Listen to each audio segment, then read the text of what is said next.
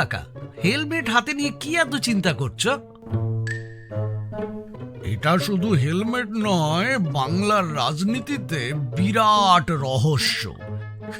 হেলমেটের মধ্যে আবার কি রহস্য লুকিয়ে আছে গো? আগে বল, এটা কিসের হেলমেট?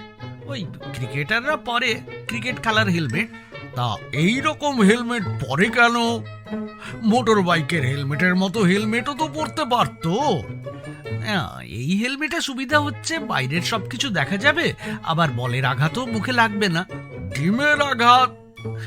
সেও লাগবে না, তবে ডিমটা ভেঙে তার কুসুম টুসুম মুখে লেগে যাবে।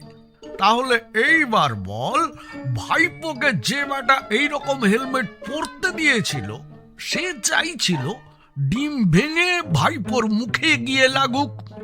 না না, তা কেন হবে?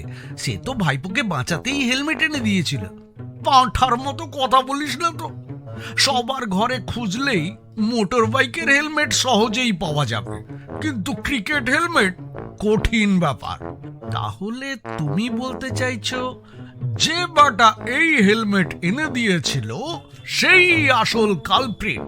সে আগের থেকেই জানতো ডিম ছোঁড়া হবে, আর এই হেলমেট পরিয়ে ভাইপোর ডিমের কুসুমে মাখামাখি মুখটা মিডিয়াতে দেখানোও যাবে। কি? Case solve.